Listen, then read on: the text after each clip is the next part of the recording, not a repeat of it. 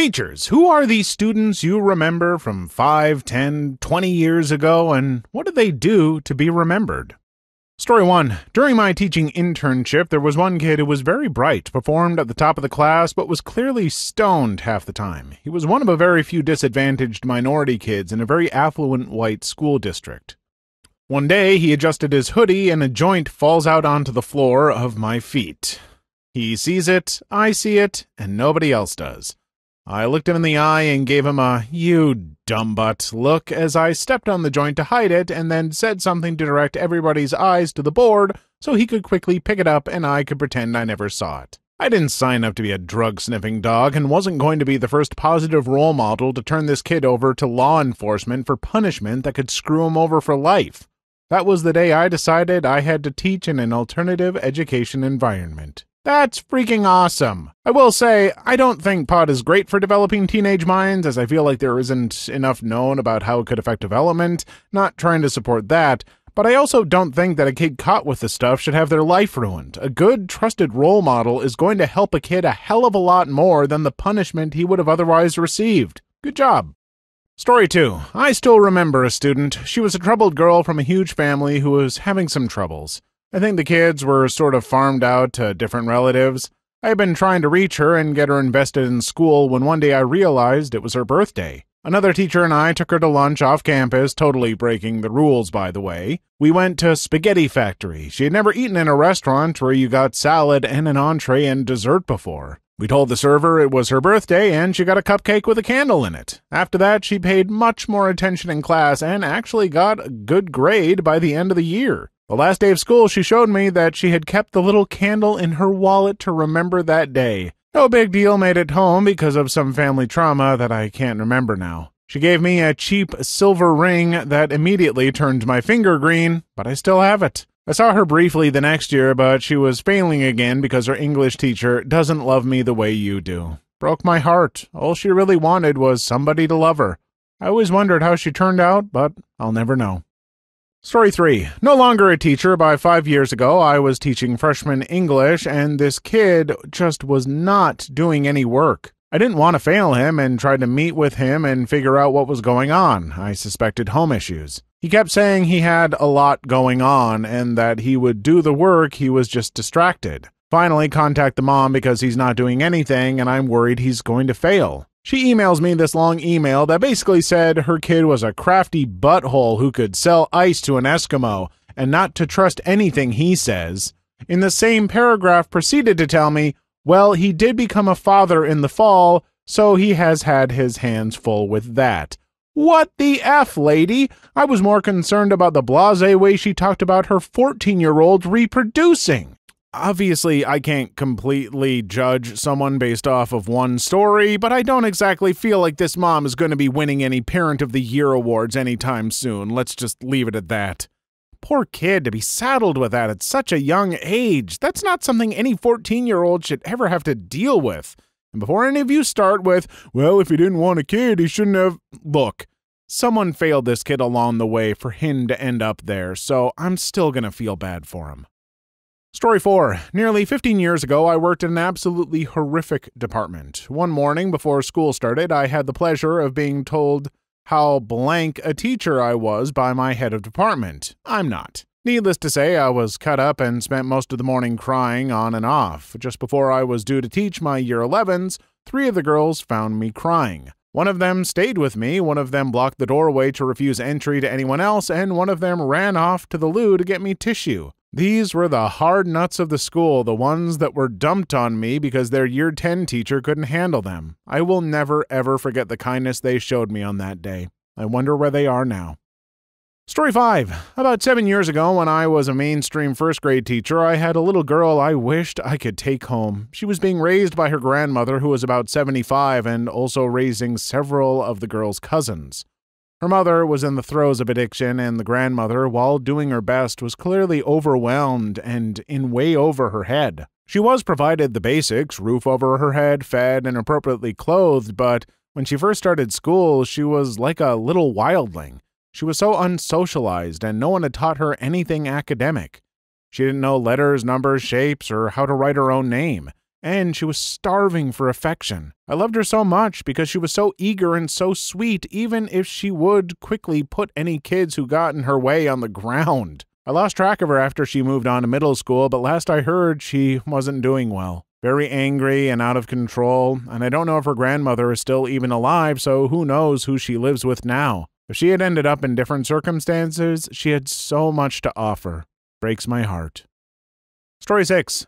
I coached swimming for a prep school, so although you wouldn't classify me a teacher, I taught. I worked with a kid who was literally the most intelligent, skilled, and hardworking individual I had ever met, still to this day. His parents were wealthy, so in addition to normal practice, they paid for me to train him one-on-one in the mornings. The pool opened at about 5 a.m. I would usually arrive at 4:55 a.m. His parents put the accountability on him, and so he wouldn't wake them up in the morning. He would ride his bike, no matter what the weather forecast was. Not only that, but I never beat him to the pool. He was always waiting for me when I arrived. We would go over the plan for the day, and most often he would change the intervals and distances to make them more challenging. The thing was, I was already making the workout as hard as possible. Fast forward to last week, as a freshman in scholarship to Stanford, he recently broke the PAC 12 record for fastest mile ever swum at the championships. We keep up on social media, and I know that he'll be incredibly successful later on in life. That kind of drive and ambition is just amazingly impressive to me. To wake up that early, to push yourself like that. Honestly, I feel like if the rest of us had half the drive of this kid, we would all be thriving at life. But I will say, folks, if you make those first incredibly difficult steps to do something like this, every step after gets just a little easier to take. I used to sleep in as late as I could, and exercise was parking at the far end of a parking lot. Now I wake up at 5:30 every morning and either hit the bike or treadmill 5 days a week at least. I'm not going wild like this kid, but it still wasn't easy for me at first, but now it's something I look forward to. Take a step, folks. Boy, this got cheesy and self-helpy, huh? Story 7. 5 years ago, a senior that was barely getting by, usually failing, didn't give a crap kid, talked back total butt that was going into the Marines like his dad and certainly wasn't interested in web design but had to take a tech course. I could eventually tell he was just trying to be a bad butt for the girl next to him that was a complete bad girl. So I separated them at the end of the first 6 weeks and I somehow got him interested. He became one of the best in the class. I have no idea how I did it, but something clicked. They eventually did a group project making a website for a business idea from one of my other classes. Not only did he lead the team and make an awesome site, but he helped the team from the other class with their business idea. Finished my class with an A. He said his first A since an elementary school. I was so damn proud. I knew he would never use the ability to do web design in the Marines, but maybe it showed him he could succeed. I now live to do that for another kid. Edit. Thanks for all the upvotes. I completely understand technology is used immensely in armed forces. My brother does quite a bit. I just meant that student wasn't going to. He had already chosen his direction.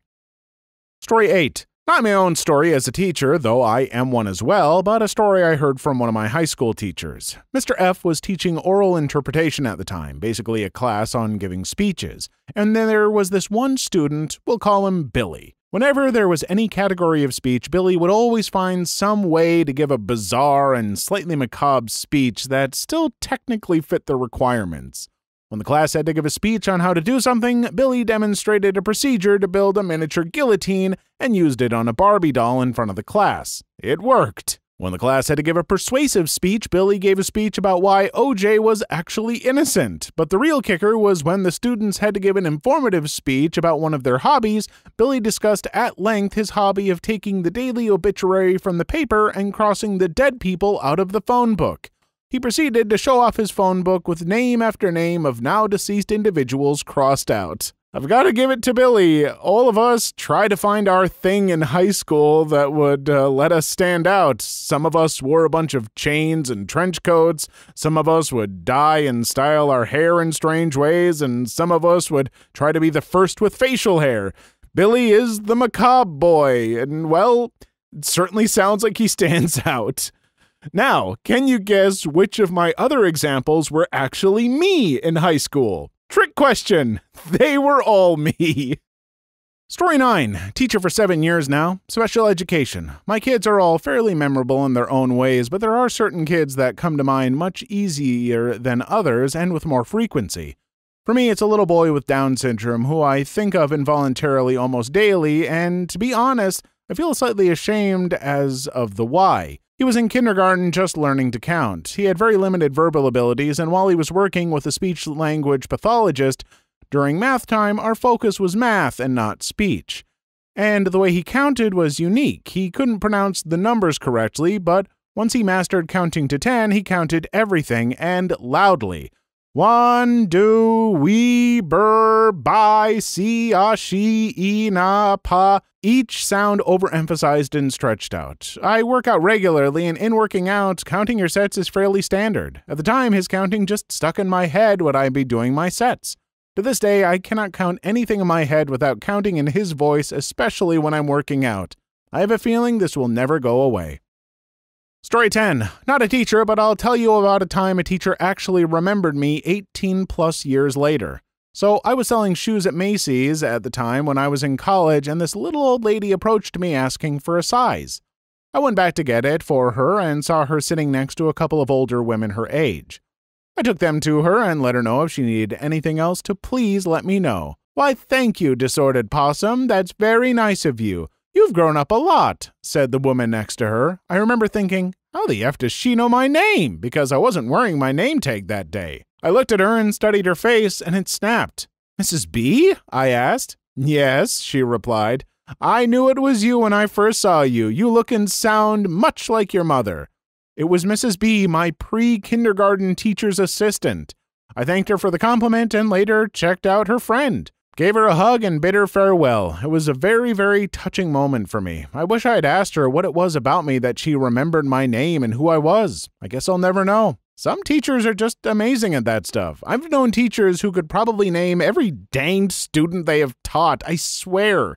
Usually it seems to be the teachers who care the most and get the most invested in their students, so I don't know if it was necessarily anything about you, OP, and maybe more about what a lovely teacher's assistant Mrs. B was, though I'm sure you were great too. Story 11. 5 years ago, I hosted an 8th grade study hall in classroom, a computer lab. Study hall is a joke, so as long as students stayed docile and had something out in front of them, I was happy. Computers were only allowed to be used for work. One student was looking to write an essay on Microsoft Word. I approved. He sat in the seat where I couldn't see his screen. Big mistake. Towards the end of study hall, he gathered a crowd around his computer. I went to go investigate. Upon arrival, I see a "thank you for your order" screen on Amazon for $15,000 worth of computer parts. The kicker? The credit card he used to order the parts was found on a website that had an inventory of stolen credit card numbers. Story 12. I will always remember 2 students I had 10 years ago, a girl and a boy. They were senior year of high school and about to graduate. They were dating, and she was pregnant with his baby. I had a great relationship with them both, and I had hoped they would make excellent parents. She went into labor in the middle of my class, and he had to rush her out. They came to my wedding last year with their 9-year-old child. Story 13. I had a student with cerebral palsy in my British Lit class. I knew on day 1 that we'd get along because he was one of the few who laughed at my Monty Python reference. Dude was in a wheelchair and was in foster care, but he never complained or made excuses. He busted butt on all of his assignments, participated in group work and class discussions, and had a wicked sense of humor. I got to choose a student of the month, and I chose him. Come to find out that it was the first time he'd ever been honored for academics in school, even though he was intelligent and a good student. I'm fortunate that I had the opportunity to be his teacher and get to know him. Story 14. When I was newly qualified, I had a huge class of 36 pupils. I had one boy who was returning from the local pupil referral unit for behavior support. He had been through a really rough childhood and had awful attachment disorder issues. I remember on the first day I met him, we had to evacuate the room because he was trashing it. I spent a lot of time working with him. When he started with me, he could barely write his name. By the end of the year, he was writing stories. It took a lot of work, but he trusted me, so he was willing to try. He was a lovely kid that was nearly 10 years ago now. He'd be 18 now. That's just really awesome to hear. I know it isn't possible to reach every single student and get past every hurdle, but it sounds like you did an awesome job with this kid. I'm sure that is something he'll remember for the rest of his life, so good on you. Story 15. In my 30 years of teaching, there are many students I remember for a wide variety of reasons. However, the story that readers may find somewhat interesting concerns a student in my AP Physics class about 6 years ago. She was always on her phone whenever there was even 1 minute of downtime, and she was always laughing when looking at her phone. Finally, I asked her, "What the hell is always so funny?" And that's how I discovered and got hooked on with it. Story 16. I teach 3rd grade. When I give spelling tests, I tell the kids they can doodle on the back in between words. A super bright, creative girl used to write me Star Wars quizzes on the back of her tests instead. Now, some of the more curious kids sometimes write questions that I'd answer, but these quizzes were on another level entirely. Who did Han shoot in the Mos Eisley Cantina? And what is Leia's home planet are a couple examples. She'd then include cute little doodles of the characters involved in the question. As a huge Star Wars fan myself, possibly not as big a fan as this student though, I will never ever forget these amazing quizzes and their amazing creator. God, I remember being a student like this. I can't say for sure if this girl was like this, but for me, it was because I wanted to be a teacher when I was in school, and so I also wanted to show off to the teachers to, prove I could stand with them? You want to test me? Well, let me show you what I've got too. Story 17. Just last week, a student disclosed to me that she was living away from home in a sort of youth hostel. Although she was safe, she said she was really struggling with money and would often stay home from college, UK, because she was too hungry. I sorted her a food parcel out of the next day, and she said she was so excited to be carrying a heavy bag of food home and she would finally be able to afford tampons. I cried when she'd gone. Story 18. Not a teacher, but I was and still am earning my pocket money in my middle school by being a math tutor. I once had a student who could perfectly tell answer to almost any math problem, but she couldn't show how she got there. She just knew, but her teacher, despite correct answers, always was giving her F for no thought process. 2 years, 2 hours a week, teaching how to write her thoughts. Good times. Now she is on math physics class, and she don't need my help, but we are still in contact. Story 19. I honestly can't remember all of my students, but the ones that pop up in my head from time to time are the ones I had an especially positive/weird interaction with. 1, the student who told me she was a lesbian and wouldn't stop giving me hints that she wanted to hang out with me after school or during the summer. 2, the mentally impaired student who would make casual death threats to anybody for any random reason. Example, "Oh, that would be a shame if the next exam is hard and we would find you beaten in the parking lot." I mean, don't make death threats, folks, but I love the casual nature of that. "Hey, I really like Big League Chew and also sneaking up on you with a baseball bat." I would ask all of you to give me your best casual threats, but I feel like that's a recipe for comments getting flagged, so best not to do that. Story 20. Alex, not sure what condition he had, but he was kinda slow. On a class trip overnight at some camp, some of the guys were kinda messing with him. "Alex, do you beat your meat?" "I will not be beaten by the meat." Poor kid had no idea what it meant. Another kid, Brad, was under his sheet and started to exaggerate a jerk-off motion. You could clearly see his hand motion. "Alex, I'm beating my meat." "I will not be beaten by the meat." And jumped on Brad and punched him right in the D.